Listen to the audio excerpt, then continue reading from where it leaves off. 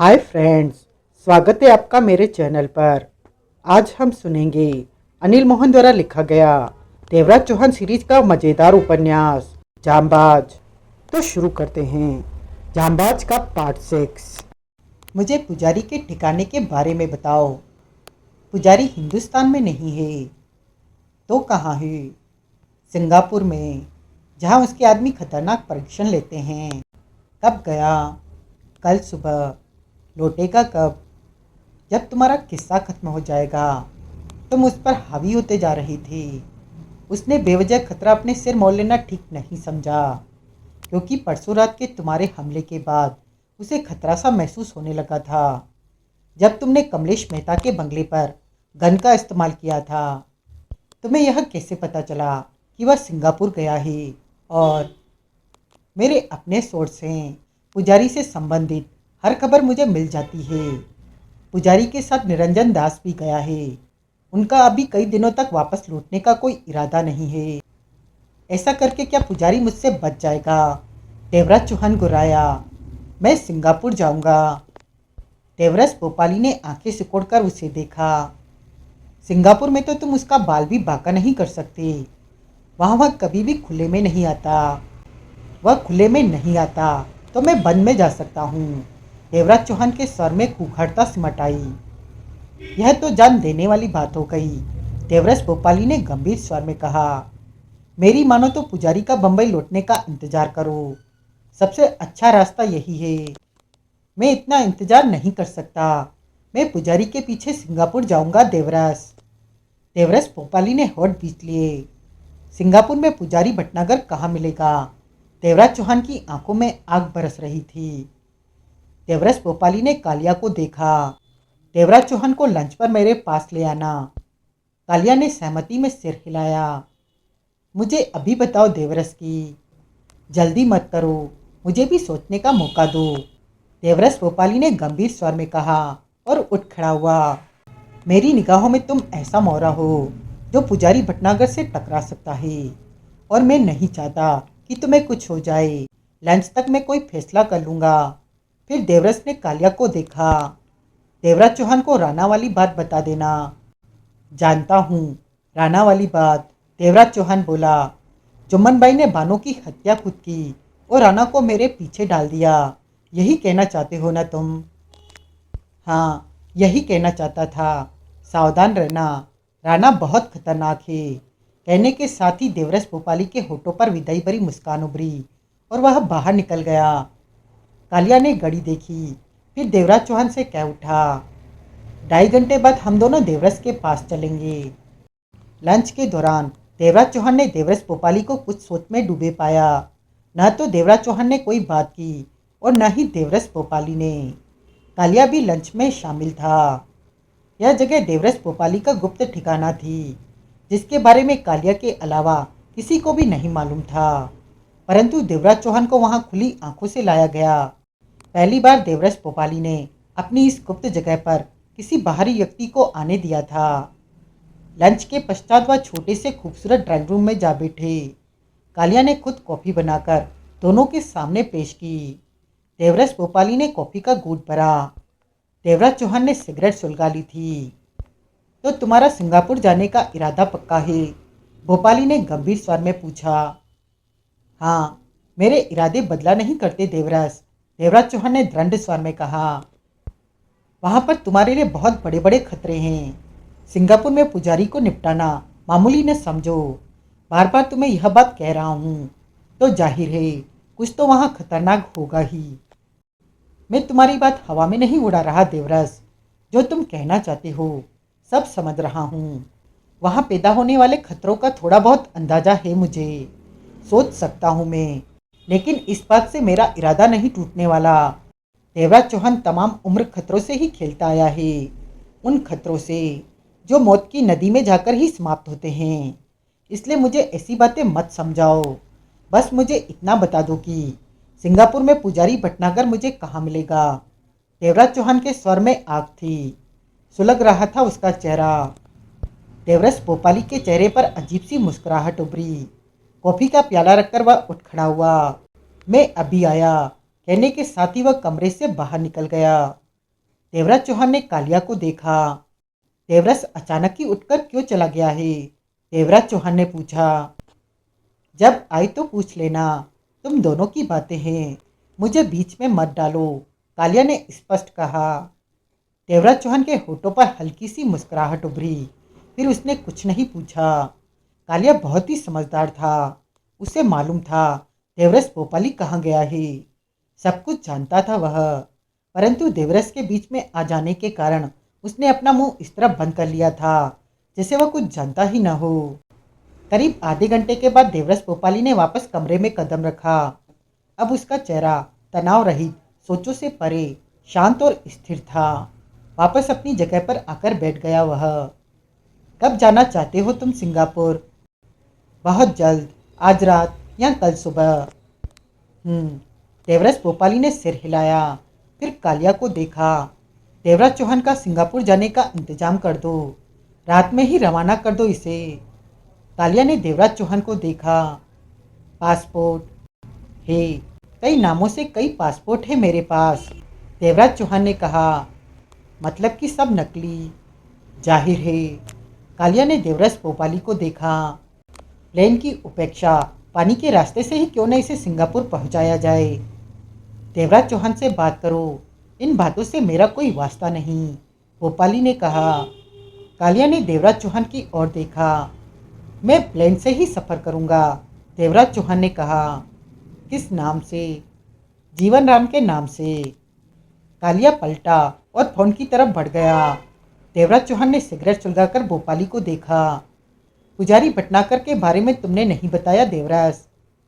Singapore पहुंचने पर ही तुम्हें मालूम होगा। दरअसल जहाँ जहाँ पुजारी भटनागर के पांव है, वहाँ पर मैंने भी ताज़ा खबरों के लिए अपना पूरा जाल फैला रखा है, देवरस भोपाली ने कहा। सिंगापुर में भी मेरे पर्याप्त आदमी है जो पुजारी भटनागर पर निगाह रखते हैं, ताकि कोई खास या नई बात हो तो फौरन मालूम हो जाए। मेरे सब आदमी मुंबई के ही हैं और पुजारी भटनागर के कारण सिंगापुर में रहते हैं। सिंगापुर एयरपोर्ट पर ही तुम्हें राजन शाह नाम का आदमी मिलेगा। 40 साल उसकी उम्र है, लंबा है, चेहरे पर सदा मुस्कुराहट रहती है। उसे देखकर कोई भी नहीं कह सकता कि वह बेहद खतरनाक आदमी है। राजन शाह ही सिंगापुर एरिया का चीफ है। सिंगापुर में तुम उस पर पूरा विश्वास कर सकते हो।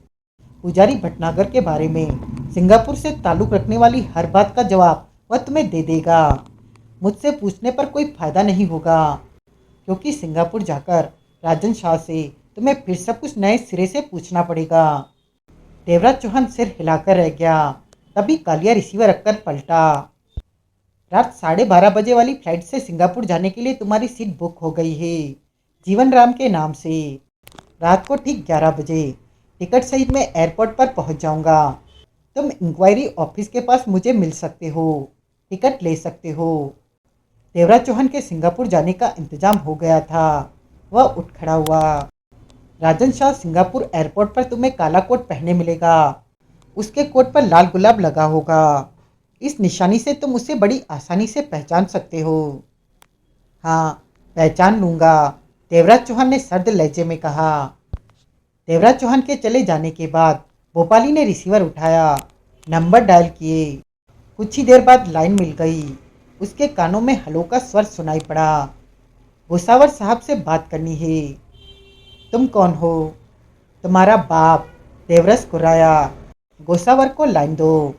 लाइन पर एकाएक खामोशी छा गई। चंद पलों के पश्चात गोसावर का स्वर उसके कानों में पड़ा। हेलो, कैसे हो गोसावर? देवरस भोपाली का स्वर शांत था। तुम? देवरस, गोसावर के स्वर में हैरानी थी। हाँ, मैं मुद्दत हो गई थी तुमसे बात किए, सोचा साहब को नमस्कार कर लूँ। तुम हाथ नहीं आ रहे हमारे। आऊँगा भी नहीं, भोपाली ने हंसकर कहा। कैसे फ़ोन किया? तुम लोगों के फायदे के लिए। एक आदमी पुजारी भटनागर को समाप्त करने के लिए सिंगापुर पहुंच चुका है। अगर दम है तो इस पर पुजारी बचकर दिखा दे, देवरस भोपाली ने कहर भरे स्वर में कहा। कौन आदमी? गोसावर चौंका। देवराज चौहान। देवराज चौहान, गोसावर और भी जोरों से चौंका। हाँ, पुजारी को बचा सकते हो तो बचा लो। पुजारी मरा तो मुंबई अंडरवर्ल्ड का बादशाह मैं बन जाऊंगा और इस बार पुजारी नहीं बचेगा गोसावर साहब। देवराज भोपाली ने एक एक शब्द चबाकर कहा, क्योंकि पुजारी का शिकारी देवराज चौहान है, वही जिसने कुछ ही दिनों में तुम सब लोगों का जीना हराम कर दिया है। अब सोच लेना, पुजारी की मौत के बाद मेरे साथ काम करोगे या मरना पसंद करोगे। तो देवराज चौहान की लगाम तुमने थाम ली है। नहीं, देवराज चौहान जैसे दरिंदे की लगाम थामने की हिम्मत मैं नहीं कर सकता। वैसे भी देवराज चौहान को पसंद नहीं कि उसकी लगाम कोई दूसरा थामे। अपनी लगाम खुद थामने की आदत है उसे। वह किसी इशारे पर चलने वाला शख्स नहीं है। मैंने तो उसे सिर्फ सिंगापुर का रास्ता सुझाया है। मैं समझ सकता हूँ तुमने क्या किया होगा। गोसावर ने दांत बीचे। कुछ भी समझो, लेकिन अब पुजारी तो गया। पुजारी साहब कोई राह चलता इंसान नहीं है जो आसानी से मारा जाए। गोसावर ने खतरनाक लहजे में कहा, पुजारी साहब के लिए जैसा सिंगापुर वैसा ही मुंबई। मैंने तो सिर्फ यह बताने के लिए फ़ोन किया था कि पुजारी की ज़िंदगी समाप्त हो गई। अपना रास्ता चुन लो। मेरे लिए काम करोगे या मरना पसंद करोगे, यह बात सबसे पूछ लेना। मैं किसी भी समय खुलकर मैदान में आ सकता हूँ। नमस्कार गोसावर साहब, जल्दी ही मुलाकात होगी। देवराज भोपाली ने सर्द स्वर में कहते हुए रिसीवर रखा और पास खड़े कालिया को देखा। कालिया, तैयारी शुरू कर दो। हमें कभी भी अंडरवर्ल्ड पर अपनी हुकूमत का ऐलान करना पड़ सकता है। पुजारी की मौत के बाद। हाँ, और मुझे पूरा यकीन है देवराज चौहान पुजारी भटनागर की हस्ती मिटा देगा। शब्दों को चबाते हुए देवराज भोपाली दरिंदगी भरे स्वर में कह उठा। गोसावर ने इमरजेंसी मीटिंग कॉल की। मीटिंग में ओमी सावरकर, जुम्मन भाई और जयंत खत्री शामिल थे। देवराज भोपाली के फ़ोन के बाबत गोसावर ने सबको बताया। अब देवराज चौहान का मामला तो खतरनाक हद तक पहुंचता जा रहा है। वह इतना सतर्क रहता है कि हमारे हाथ नहीं आ रहा और खुद सब कुछ करता जा रहा है। जयंत खत्री ने बेचैनी से कहा।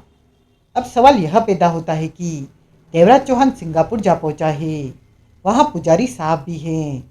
वह पुजारी साहब को शूट करने गया है, लेकिन पुजारी साहब का वह बाल भी बांका नहीं कर सकता। ओमी सावरकर ने कहा, फिर भी हमें इसकी सूचना साहब को दे देनी चाहिए। वह तो देनी ही पड़ेगी, गोसावर ने कहा, परंतु सवाल यह पैदा होता है कि देवराज चौहान का क्या इंतजाम किया जाए। यह तो फैलता ही जा रहा है। शर्म की बात है हम सबके लिए कि हम सिर्फ एक को ही नहीं संभाल पा रहे, जबकि हमारे पास हर संभव साधन है। मुंबई अंडरवर्ल्ड इस वक्त हमारी नाकामी को बहुत ही दिलचस्पी के साथ देख रहा है। इस समय हम किसी को मुंह दिखाने के काबिल भी नहीं रहे। क्या मतलब? जयंत खत्री ने उसे देखा। देवराज चौहान के साथ दो खतरनाक हस्तियां और भी हैं, जगमोहन और थापर। वे लोग हमें समाप्त करने पर लगे हैं और देवराज चौहान पुजारी साहब के पीछे है। इन लोगों ने अपने काम बांट लिए हैं। यह बात तुम कैसे कह सकते हो? गोसावर ने जुम्मन भाई को देखा। तुम बता रहे थे कि देवराज चौहान पुजारी साहब के पीछे सिंगापुर जा रहा है।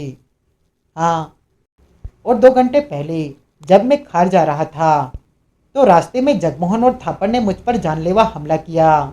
दोनों के हाथों में गनें थी। दोनों को मैंने स्पष्ट पहचाना। उन्होंने गनों से मुझ पर कितने फायर किए मैं नहीं जानता, परंतु मेरी कार की बॉडी का कोई हिस्सा सलामत नहीं बचा फायरों से। उसकी इस कोशिश में मेरे पीछे वाली कार में मौजूद 4 गनमैन मारे गए। मैं और मेरा ड्राइवर सिर्फ इसलिए बच गए कि हमारी कार के शीशे बुलेट प्रूफ थे। वे दोनों शायद मुझे किसी भी कीमत पर नहीं छोड़ते। शीशे को तोड़कर उन्होंने मुझे बूंद देना था। उनके इरादे दृढ़ थे, परंतु उसी समय जाने कहाँ से 2 गश्ती पुलिस कारें आ गई। वहाँ 10-12 पुलिस वाले हो गए।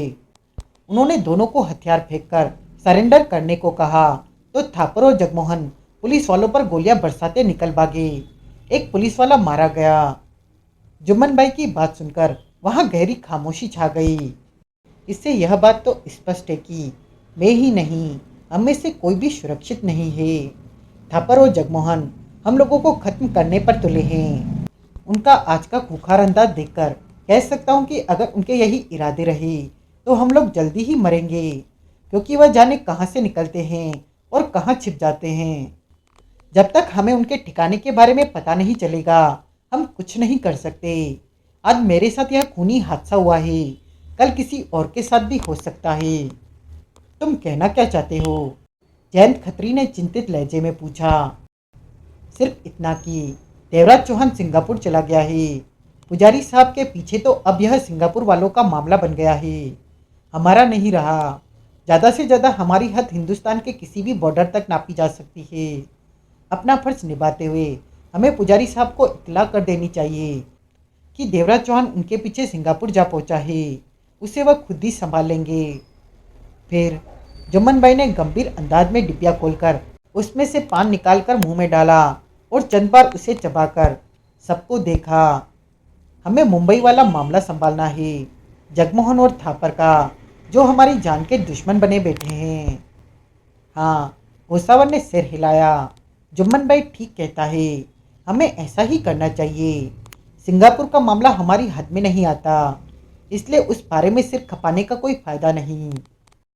हमें जगमोहन और थापर को खत्म करना चाहिए, ओमी सावरकर बोला। दोनों दरिंदे हैं, इन्हें खत्म करना इतना आसान भी नहीं, जुम्मन भाई ने कहा। हमसे बड़े दरिंदे तो नहीं, जयंत खत्री गुर्राया। तो हमसे कम भी नहीं है। हमारे पास ताकत है, आदमियों की, हथियारों की। हम सब कुछ कर सकते हैं, बशर्ते कि उनका ठिकाना हमें मालूम हो जाए, गोसावर ने होठ बीच कर कहा। मालूम करना पड़ेगा, हमारी अपनी जान खतरे में है, ओमी सावरकर ने कहा।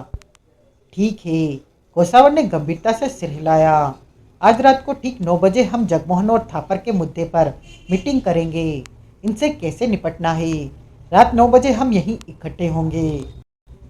मैं भी अब चलता हूँ, मुझे भी किसी को सिंगापुर पहुँचाना है, जुम्मन भाई उठते हुए बोला।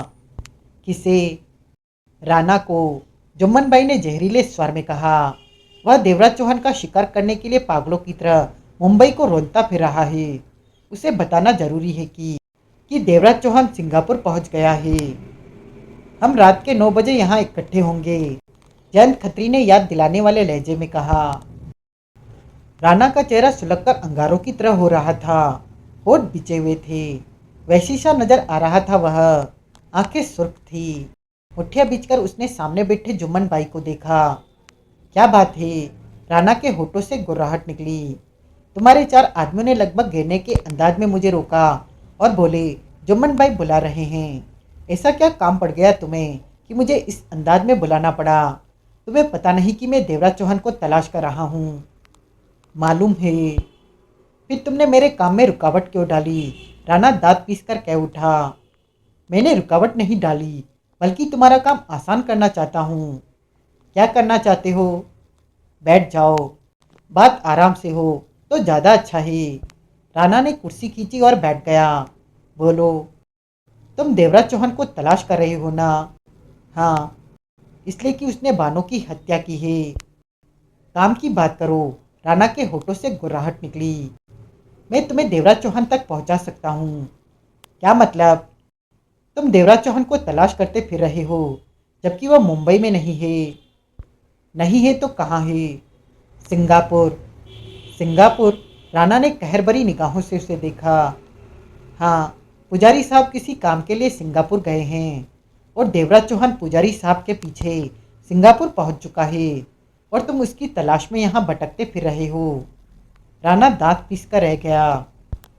अगर तुम चाहो तो मैं ऐसा इंतजाम कर सकता हूँ कि देवराज चौहान और तुम्हारा सिंगापुर में आमना सामना हो जाए, जुम्मन भाई ने शांत स्वर में कहा। तुम ऐसा कर सकते हो? हाँ। कैसे? देवराज चौहान पुजारी साहब की तलाश में सिंगापुर गया है, तो जैसे भी हो वह पुजारी साहब को तलाश अवश्य कर लेगा। मैं ऐसा इंतजाम कर देता हूँ कि देवराज चौहान जहाँ भी होगा तुम्हें उसकी खबर मिल जाएगी। करो इंतजाम। सिंगापुर जाने के लिए तैयार हो?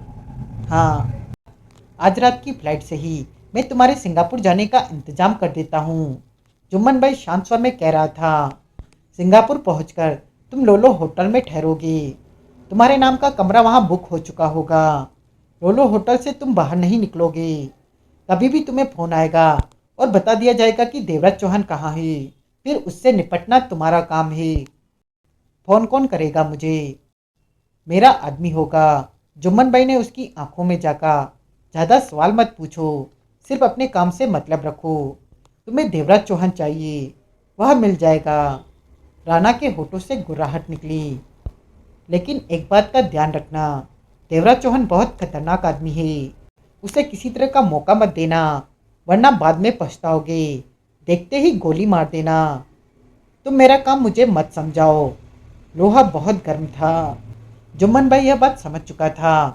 यहीं रुको, मैं आधे घंटे में सिंगापुर का टिकट तुम्हारे हवाले करता हूँ। जुम्मन भाई ने इंटरकॉम पर बेरोसियों को राणा के लिए सिंगापुर का टिकट बुक कराने के लिए आदेश दिया।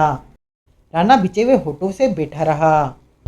आधे घंटे में बेरोसिया टिकट सहित वहां हाजिर था। यह लो तुम्हारा टिकट। जुम्मन के लोलो होटल में ठहरना है तुम्हें। किसी भी टैक्सी वाले को कह देना, वह तुम्हें पहुंचा देगा। राणा ने टिकट थाम ली। रात 12:30 बजे की फ्लाइट है, बेरोसी बोला। राणा उठ खड़ा हुआ। देवराज चौहान को चेहरे से पहचानते हो? जुम्मन भाई ने पूछा। नहीं, यही तो सबसे बड़ी तकलीफ हो रही है मुझे, राणा ने शब्दों को चबाकर कहा। मैं तुम्हें अखबार की कटिंग दिखाता हूँ, जिसमें देवराज चौहान की तस्वीर है। कुछ देर पहले ही अखबार की यह कटिंग मुझे मिली है। कहने के साथ ही जुम्मन भाई ने ड्रॉज खोला और उसमें से कटिंग निकालकर टेबल पर रख दी।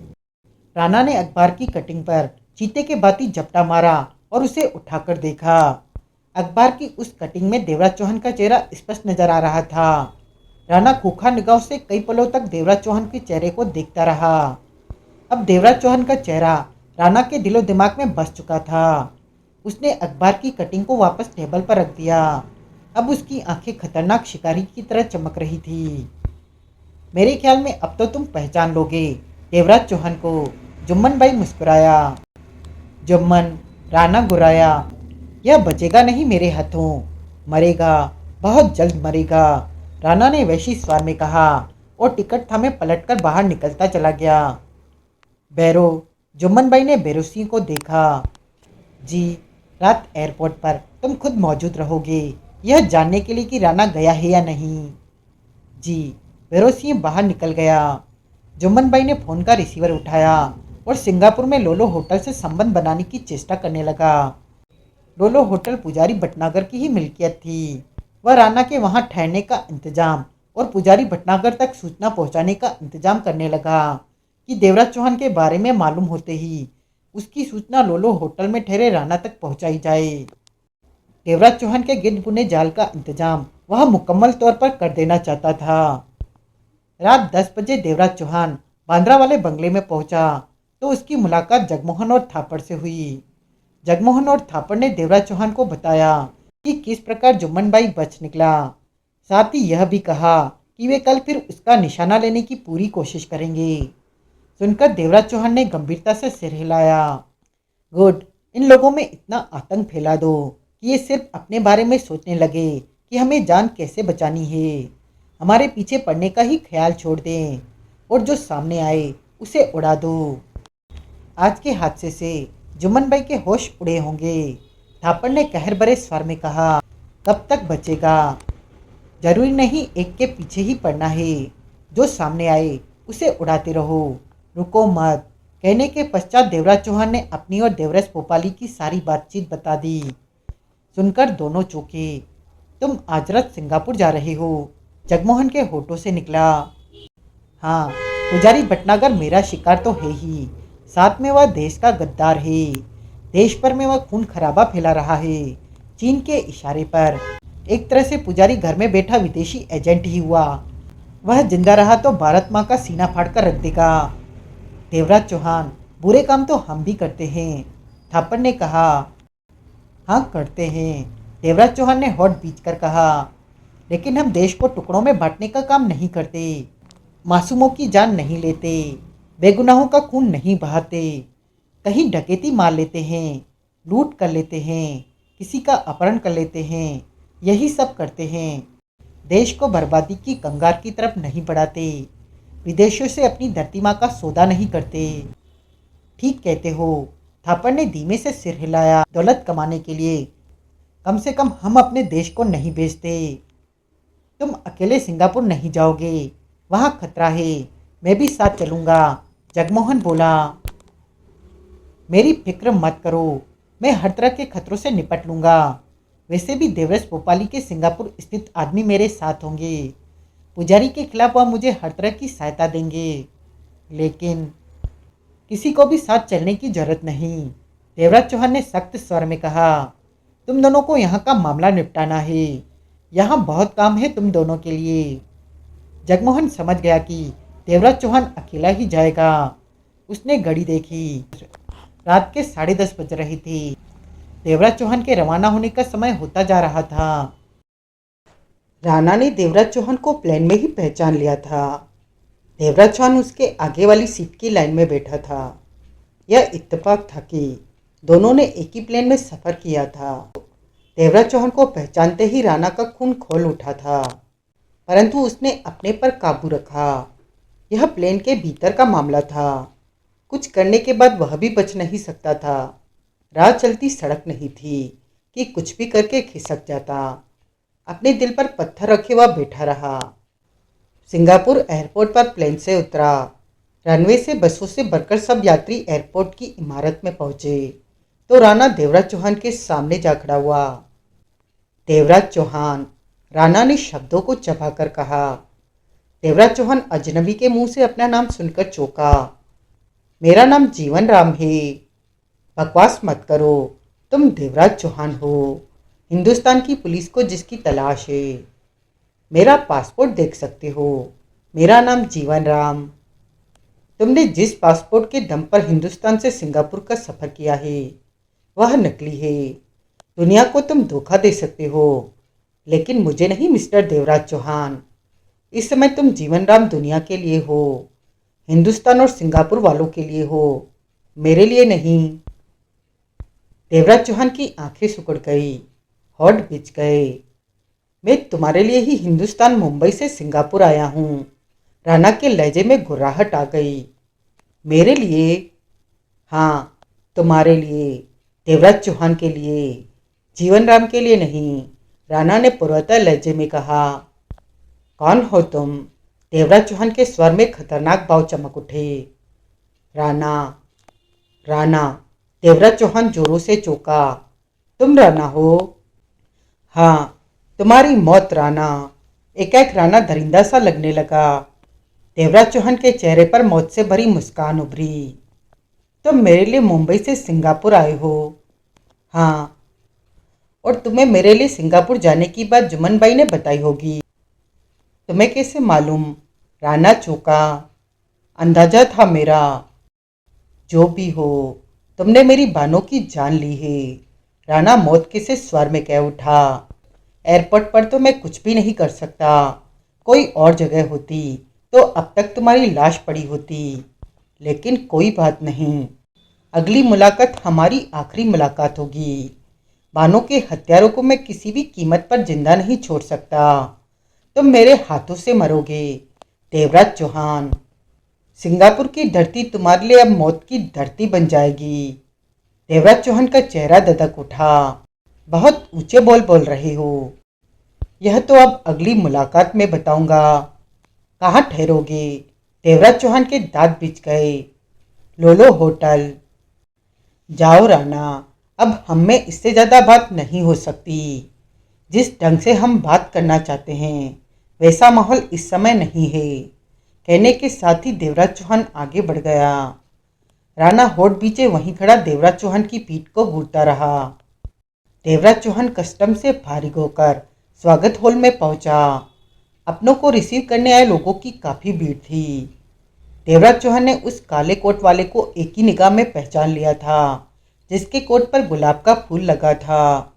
वह खड़ा ही ऐसी जगह पर था कि बाहर निकलने वाले यात्रियों की निगाह आसानी से पड़ जाए। देवराज चौहान उसके पास पहुंचा और मुस्कुराया। हेलो, देवराज चौहान ने कहा। मुझे किसी ने कहा था कि आप यहाँ मिलेंगे। देवराज चौहान ने उस काले कोट वाले को एक ही निगाह में पहचान लिया था जिसके कोट पर गुलाब का फूल लगा था। वह खड़ा ही ऐसी जगह पर था कि बाहर निकलने वाले यात्रियों की निगाह आसानी से पड़ जाए। देवराज चौहान उसके पास पहुंचा और मुस्कुराया। हेलो, देवराज चौहान ने कहा, मुझे किसी ने कहा था कि आप यहाँ मिलेंगे। मुझे भी किसी ने कहा था कि यहाँ कोई मुझे मिलेगा। वह भी मुस्कुराया। आप अपना अधूरा नाम बताइए, उसे मैं पूरा करूँगा, ताकि मालूम हो सके कि यहाँ पर हम दोनों को ही मिलना था। हमारी मुलाकात गलत नहीं रही। देवराज चौहान ने कहा। राजन, उसने कहा। शाह, देवराज चौहान बोला। गुड, मेरा नाम क्या है? देवराज चौहान ने उससे पूछा। देवराज चौहान, पासपोर्ट वाला नाम। जीवन राम। दोनों ने एक दूसरे के प्रति तसल्ली की और बाहर की तरफ बढ़ गए। तभी देवराज चौहान ठिठका। कुछ दूरी पर राणा को खड़े पाया, जो खा जाने वाली निगाहों से उसे घूर रहा था।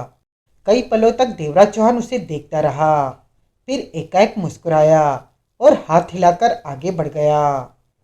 उसके हाथ हिलाने से राणा सिर से पांव तक सुलग उठा, परंतु एयरपोर्ट पर कुछ भी न कर पाने के कारण विवश सा था। वह सिर्फ दांत पीसकर ही रह गया। कौन था वह? राजन शाह ने पूछा। राणा मुंबई से मेरे पीछे आया है, देवराज चौहान ने बताया। मैं समझा नहीं। देवराज से पूछना, वह तुम्हें बताएगा। देवराज चौहान राणा के बारे में बात नहीं करना चाहता था। छोटी सी मुलाकात में उसने महसूस कर लिया था कि राणा खतरनाक, हौसलेमंद व्यक्ति है। राणा से सतर्क रहना जरूरी था, वरना वह कभी भी उसका शिकार कर सकता था।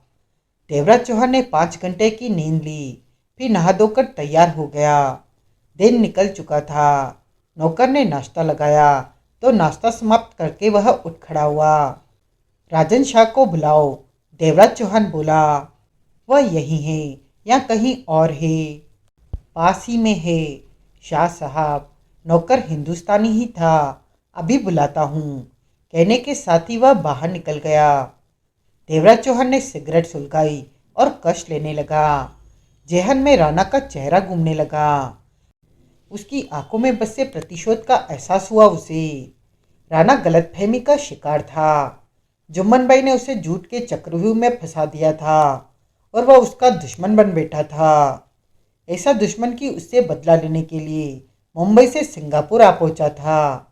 अकेला इसी से जाहिर था कि वह खतरों से खेलने का आदी था और खतरनाक शिकारी था। पूछने पर उसने स्पष्ट बता दिया था कि वह लोलो होटल में ठहरेगा। इस बात से स्पष्ट था कि राणा को उसका कोई खौफ नहीं था, जबकि वह उसके बारे में जानता भी था। ऐसे व्यक्तित्व देवराज चौहान को बहुत पसंद आते थे। तभी आहट हुई। राजन शाह ने भीतर प्रवेश किया। उसके चेहरे पर मुस्कुराहट थी। Good morning. Morning, Devraj Chauhan ने सिर हिलाया। नाश्ता तो आपने कर लिया, किसी और चीज़ की जरूरत तो नहीं? नहीं, तुम बैठो। राजन शाह बैठ गया तो देवराज चौहान उसके सामने जा बैठा। अब आप पुजारी भटनागर के बारे में जानना चाहते होंगे?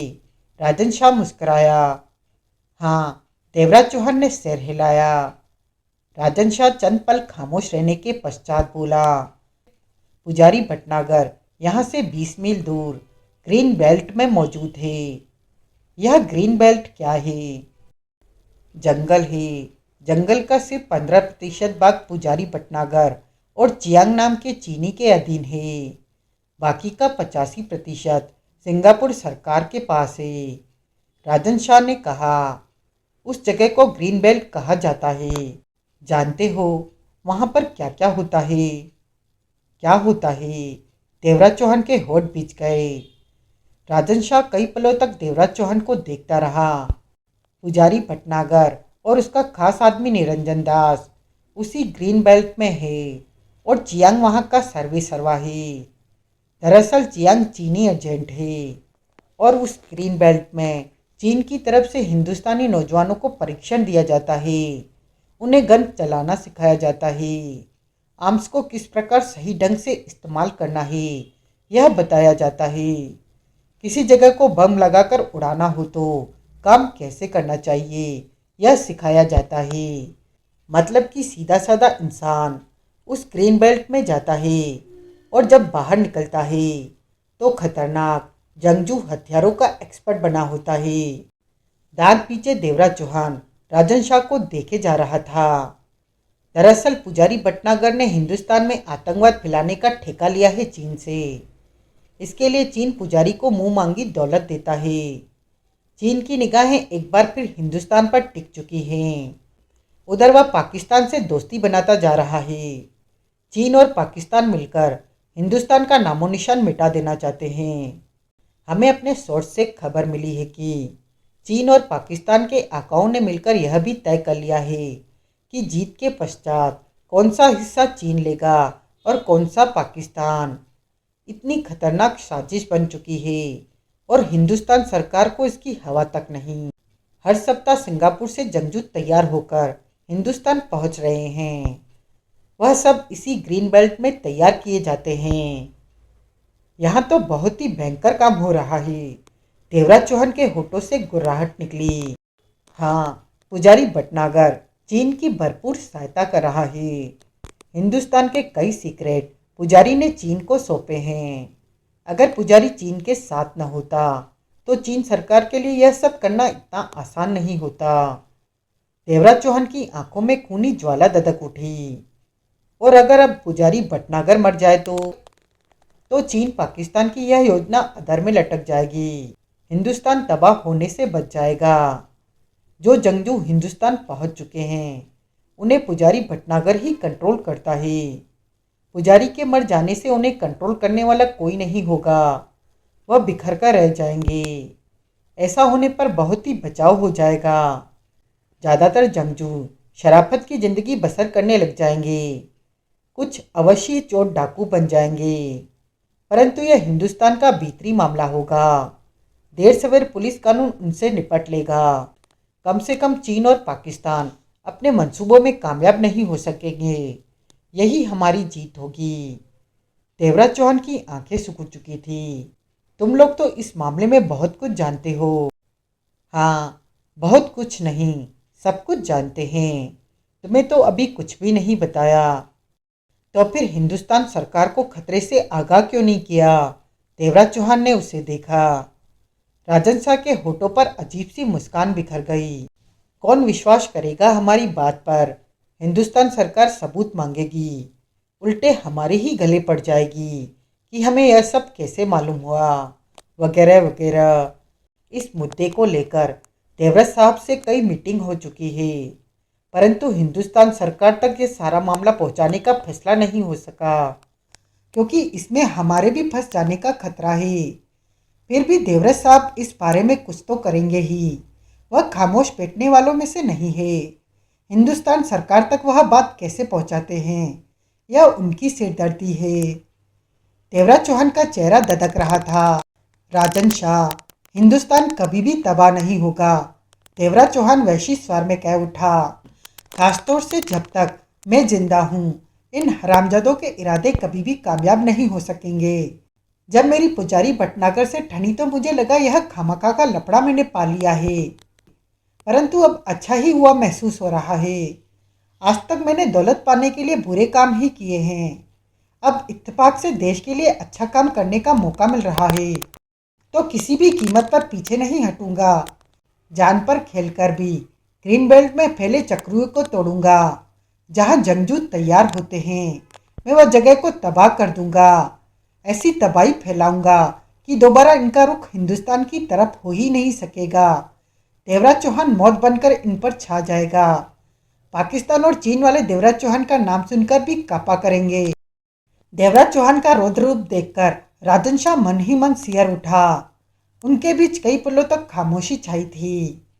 एक बात तुम्हें बताना भूल गया, आखिरकार राजन शाह ने ही खामोशी तोड़ी। क्या?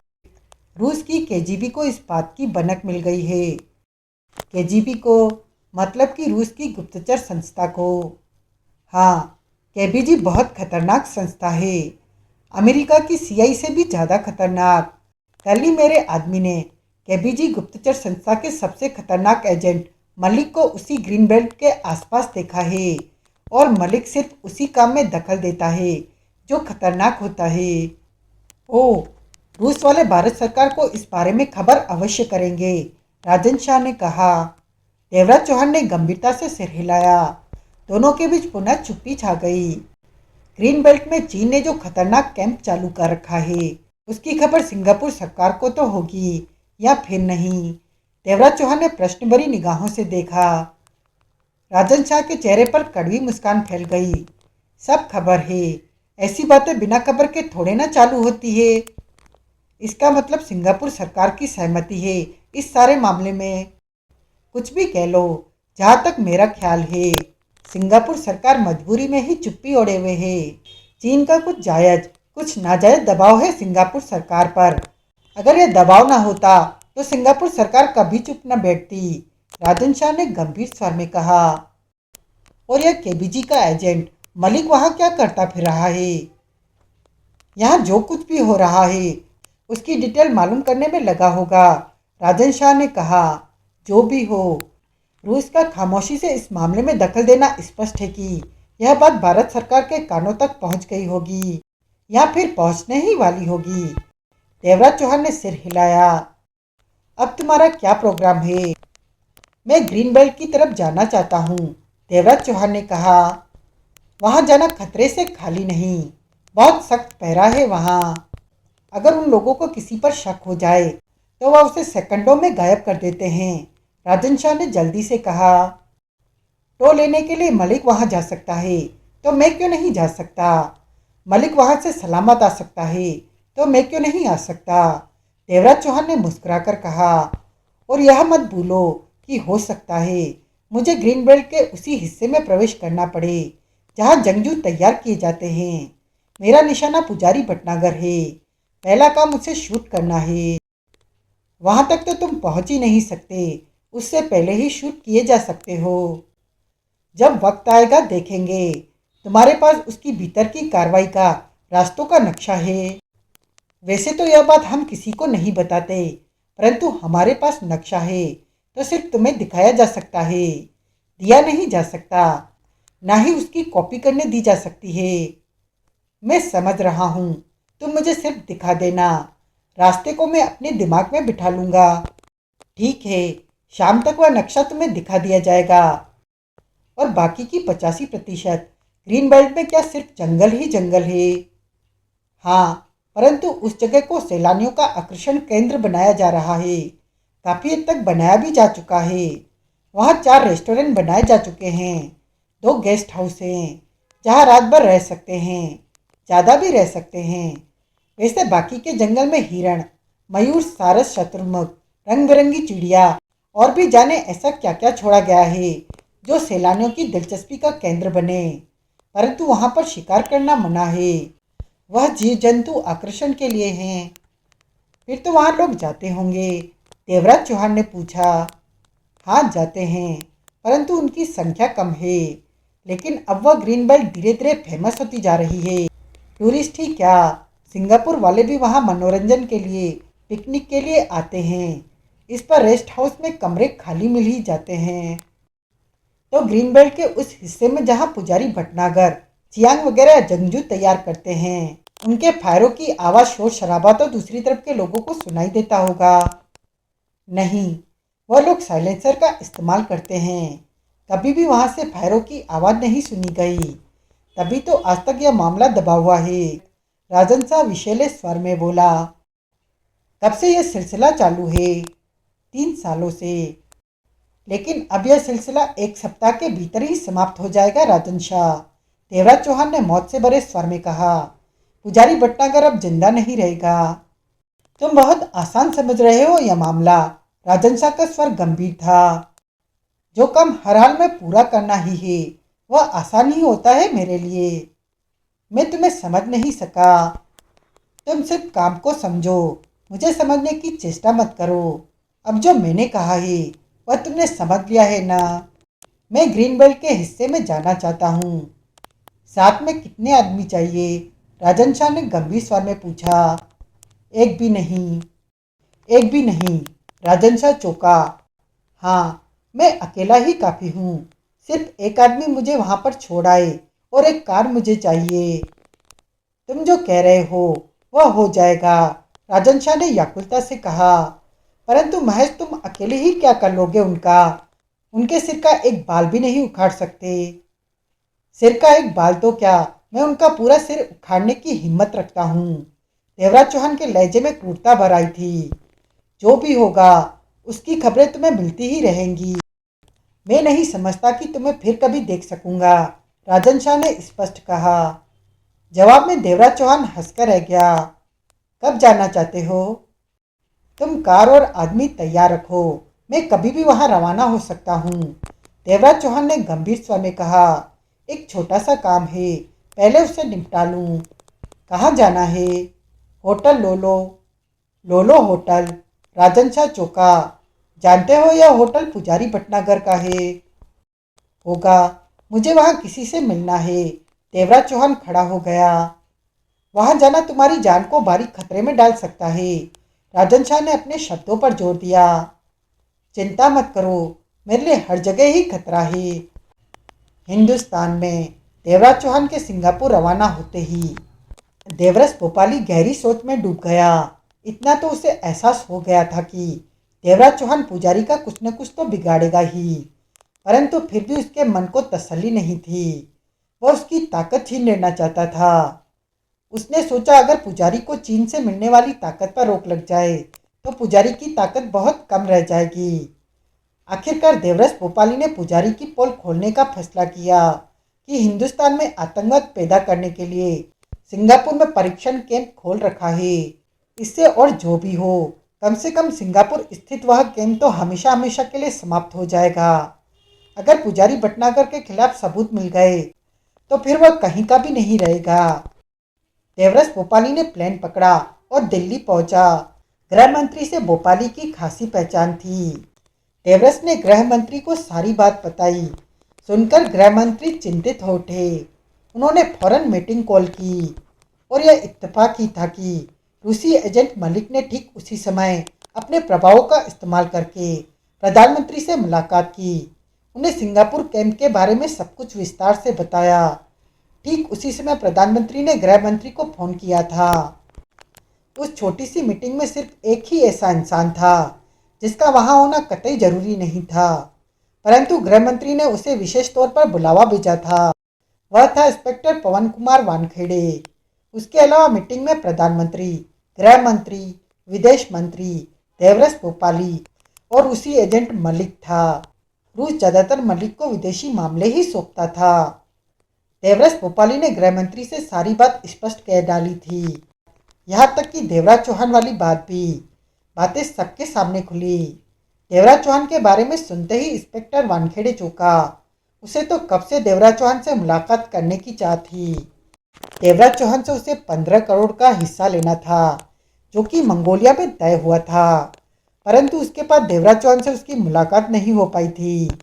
यह सब जानने के लिए पढ़े राजा पॉकेट बुक्स में पूर्व प्रकाशित उपन्यास खूंखार। मलिक की पैनी निगाह देवरस भोपाली पर टिक चुकी थी। यह देवराज चौहान कौन है? प्रधानमंत्री ने पूछा। सर, वानखेड़े ने अदब भरे स्वर में कहा, एक तरह से आप देवराज चौहान को बहुत बड़ा गुंडा कह सकते हैं। हत्या, अपहरण, डकैती या ऐसा ही काम करना जिसका पेशा है, परंतु वह इतना खतरनाक और चालाक है कि हाथ नहीं आता। इंस्पेक्टर वानखेड़े, मलिक शुद्ध हिंदी में बोला, आप देवराज चौहान से मिले हैं? जी हाँ, कई बार मेरी उससे मुलाकात हुई है, या यूँ कह सकते हैं कि मेरा उसका मुकाबला हुआ है। एक तरह से मैं उसे करीब से जानता हूँ, वानखेड़े ने कहा। मलिक इंस्पेक्टर पवन कुमार वानखेड़े को देखता रहा। तभी प्रधानमंत्री ने गंभीर स्वर में कहा, यह मामला बहुत गंभीर है गृह मंत्री जी। मिस्टर मलिक ने इस बारे में मुझे सब कुछ बताया है। यह इनकी मेहरबानी है कि रूस हिंदुस्तान का हर हाल में भला चाहता है। इससे पहले चीन पाकिस्तान की मिलीभगत से हिंदुस्तान में आतंकवाद जोर पकड़े। हमें इस बारे में सख्त कदम उठाने चाहिए। विदेश मंत्री जी।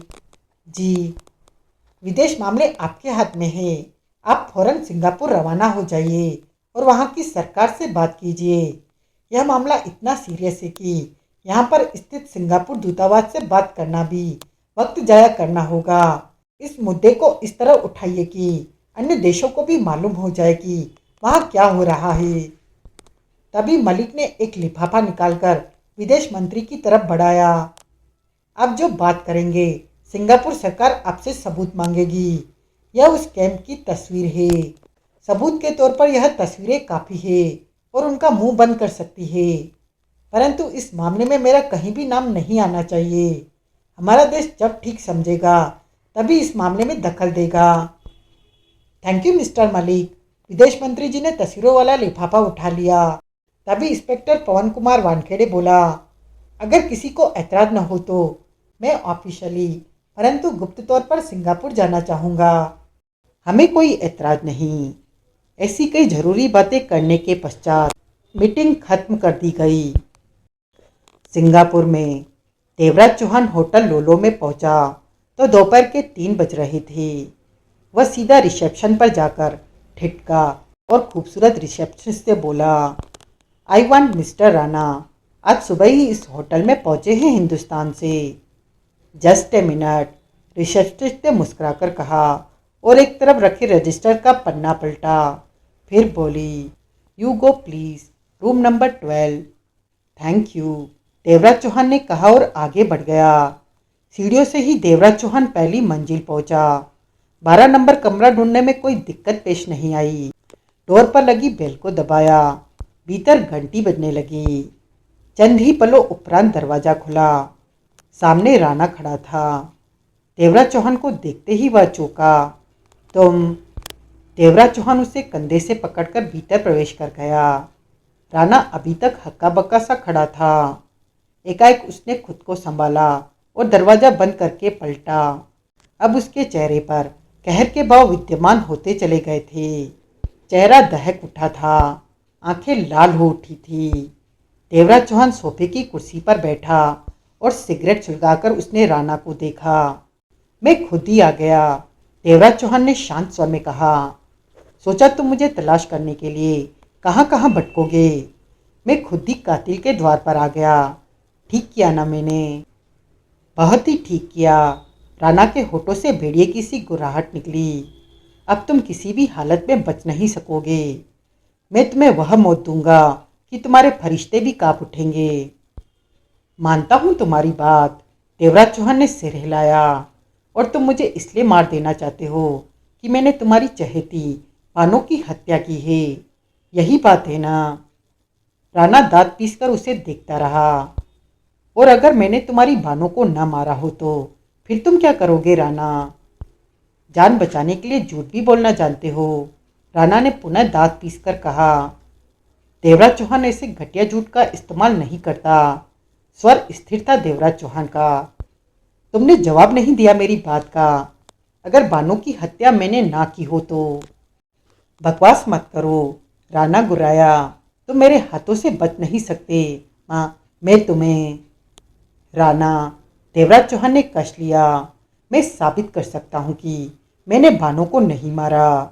तुम्हें झूठ के जाल में फंसाकर मेरे खिलाफ भड़काया गया है और यह झूठ का जाल जुम्मन भाई का फैलाया हुआ है। तो अब तुम मुझे जुम्मन भाई के खिलाफ भड़काना चाहते हो? राणा ने दांत किटकिटाए। भड़काना नहीं, तुम्हें सही तस्वीर दिखाना चाहता हूँ जिससे तुम पूरी तरह अनजान हो। दरअसल मेरी पुजारी भटनागर से ठन गई थी। वह लोग मुझे मार देना चाहते थे और मैं पुजारी की मशीनरी को तगड़ा नुकसान पहुंचा रहा था, जबकि वह मेरा कुछ भी नहीं बिगाड़ पा रहे थे। इसी बीच जुम्मन ने चाल चली और बानों का चक्कर डालकर तुम्हें मेरे पीछे लगा दिया। जब मैं सिंगापुर पहुंचा तो जुम्मन भाई ने तुम्हें मेरे पीछे सिंगापुर भेज दिया। मतलब कि तुम्हारे द्वारा अपना उल्लू सीधा कर रहा है जुम्मन भाई। वह चालाक और काइया आदमी है। तभी राणा के होठों से भेड़िए की सी गुर्राहट निकली और उसने देवराज चौहान पर छलांग लगा दी। एकाएक हुई राणा की इस हरकत से देवराज चौहान बच न सका और राणा के साथ नीचे गिरता चला गया। दोनों आपस में भिड़ गए। राणा के होठों से वैसी चीते की तरह गुर्राहटें निकल रही थी। तभी देवराज चौहान ने अपना जूता राणा के पेट पर रखा और उसे दूर उछाल दिया। राणा कई फीट दूर जा गिरा, फिर उछलकर खड़ा हो गया। उसकी आंखों में खूनी चमक थी। देवराज चौहान भी तब तक खड़ा हो चुका था। उसके होठों पर मुस्कुराहट थी। तुमने यह तो पूछा नहीं कि मैं अपनी बात कैसे साबित कर सकता हूँ। राणा के आंखों में खतरनाक भाव उजागर हुए पड़े थे। कैसे साबित करोगे? राणा की आवाज में दरिंदगी थी। गुड, अब तुम्हें मेरी बात कुछ कुछ समझ में आने लगी है। लेकिन एक बात याद रखना कि पहले की तरह अब फिर मुझ पर हमला मत कर बैठना। बार बार मैं ऐसी बातों को बर्दाश्त नहीं करूँगा। देवराज चौहान ने शांत लहजे में कहा। अपनी कही बात को साबित करने का मेरे पास एक ही रास्ता है। मैं यहाँ से जुम्मन भाई को फ़ोन करूँगा, उससे बात करूँगा, उसके मुंह से बातें निकलवाऊँगा और उन बातों को तुम भी सुन रहे होगे। अब सवाल यह पैदा होता है कि उन बातों को तुम सुनोगे कहाँ पर? यहाँ पर तो एक ही फ़ोन है। मैं होटल के बोर्ड पर जाकर यह बातें सुन सकता हूँ। राणा का स्वर कठोर था। और अगर ऑपरेटर ने ना सुनने दी तो? यह मेरा मामला है, इस बारे में तुम्हें सोचने की जरूरत नहीं। वेरी गुड, तुम तो वास्तव में समझदार हो। देवराज चौहान के होठों पर मुस्कुराहट उभरी। अब एक बात का जवाब मुझे भी दो। राणा की आवाज में सख्ती थी। क्या? अगर तुम अपनी कही बात साबित न कर सके तो? राणा ने खतरनाक निगाहों से देवराज चौहान को देखा। तो मैं तुम्हारे सामने हाजिर हूँ। मेरे साथ जो भी सलूक करना चाहे कर सकते हो। देवराज चौहान ने बेहद शांत लहजे में कहा। मेरे ख्याल में तुम्हारे पास इस समय रिवॉल्वर नहीं है। अगर होता तो तुम मुझ पर छलांग नहीं लगाते, रिवॉल्वर का ही इस्तेमाल करते। अगर मैं अपनी बात को साबित न कर सका तो इस स्थिति में तुम्हें रिवॉल्वर की आवश्यकता पड़ सकती है। कहने के साथ ही देवराज चौहान ने रिवॉल्वर निकाली और राणा की तरफ उछाल दी। राणा ने फौरन रिवॉल्वर लपक ली। रख लो, शायद तुम्हें रिवॉल्वर की जरूरत पड़ ही जाए। राणा ने चैम्बर खोलकर देखा। पूरा चैम्बर भरा हुआ था। हो गई तसल्ली। देवराज चौहान मुस्कुराया। राणा ने कुछ नहीं कहा। तुम बोर्ड पर जाओ, मैं जुम्मन भाई से फ़ोन पर बात करता हूँ। बातों को सुनने की तुम्हारी जिम्मेदारी है। बातें अगर तुम्हारे हक में ना हुई और तुम यहाँ से खिसक गए तो? चिंता मत करो, मैं हर सूरत में यहीं पर मौजूद रहूँगा। राणा पलटकर कमरे से बाहर जाने लगा तो देवराज चौहान ने कहा, जुम्मन भाई का फ़ोन नंबर बता दो, मुझे मालूम नहीं। राणा जुम्मन भाई का फ़ोन नंबर बताकर बाहर निकल गया। 5 मिनट बाद ही देवराज चौहान जुम्मन भाई से बातें कर रहा था। Yes, Jumman this side. Jumman, Devraj Chauhan शांत स्वर में बोला। मैं सिंगापुर से बोल रहा हूँ। देवराज चौहान। तुम? जुम्मन भाई का चौंकाहट से भरा स्वर उसके कानों में पड़ा। हाँ, मैं सही सलामत और जिंदा हूँ अभी तक। तुमने फ़ोन क्यों किया? तुमने राणा को मेरे पीछे सिंगापुर भेज दिया, देवराज चौहान ने सख्त स्वर में कहा। क्यों, मुलाकात हो गई राणा से? जुम्मन भाई के स्वर में कड़वाहट थी। अभी तो नहीं, लेकिन मुझे खबर मिल चुकी है कि राणा मेरे पीछे सिंगापुर आ पहुंचा है, देवराज चौहान ने क्रूर स्वर में कहा। तुमने राणा को मेरे पीछे क्यों लगा रखा है? तुम्हें मौत देने के लिए। जुम्मन भाई का वैशी स्वर उभरा। तुमसे टकराने के लिए हमारे पास यही एक रास्ता था कि राणा को तुम्हारे पीछे लगा दिया जाए। वही तुमसे टक्कर ले सकता है। मैंने बानों को नहीं मारा और तुमने यह झूठा इल्जाम मेरे सिर पर थोप दिया। मैंने कब कहा कि तुमने बानों को मारा है? बानों की हत्या तो हमारे इशारे पर हुई है, देवराज चौहान, और नाम लगा दिया तुम्हारा ताकि राणा को तुम्हारा दुश्मन बनाया जा सके। हम अपने इरादे में सफल हुए देवराज चौहान। मैं राणा को बता सकता हूँ कि बानों की हत्या तुम्हारे इशारे पर हुई। तुम उसके हत्यारे हो। बता दो, तुम्हें राणा का डर नहीं। राणा तुम्हारी बात का कभी यकीन नहीं करेगा। उसे मुझ पर भरोसा है। अगर मैंने उसे यकीन दिला दिया तो? भूल है तुम्हारी। अपनी जान बचाओ देवराज चौहान। राणा तुम्हारी मौत बनकर सिंगापुर पहुंच चुका है। राणा को कभी भी मालूम नहीं हो सकेगा कि बानों को मैंने मारा है, और तुम्हारी मौत के बाद राणा को भी खत्म कर दिया जाएगा, क्योंकि भविष्य में उसे मालूम हो सकता है कि बानों की हत्या मेरे इशारे पर हुई है। मैं खतरे पालने का आदी नहीं हूँ। आने वाले खतरे को मैं पहले ही खत्म कर देता हूँ। तो तुम राणा को भी खत्म करवा दोगे? देवराज चौहान ने आश्चर्य जाहिर किया। हाँ, वह भी मरेगा, लेकिन तुम्हें मारने के बाद। देवराज चौहान ने रिसीवर रख दिया। चेहरे पर शांति के भाव थे और होठों पर स्थिर मुस्कुराहट। वह जो बात जुम्मन भाई के मुंह से निकलवाना चाहता था वह निकलवा ली थी। तनाव मुक्त ढंग से उसने सिगरेट सुलगाई और कस लिया। तभी दरवाजे पर राना खड़ा नजर आया। उसके चेहरे पर शांति थी, ऐसी शांति जैसे भूचाल आने से पहले वातावरण और भी स्थिर व शांतमय हो जाता है। देवराज चौहान उसे देखकर मुस्कुराया। शुक्रिया, राणा ने आगे बढ़ते हुए कहा। तुमने मेरी आंखें खोल दी, वरना मैं तो झूठ के अंधेरे में भटकता तुम्हें अपना दुश्मन समझ रहा था, जबकि तुम तो दोस्त बनने के काबिल हो। देवराज चौहान बराबर मुस्कुराया जा रहा था। तुमने हमारी बात सुनी?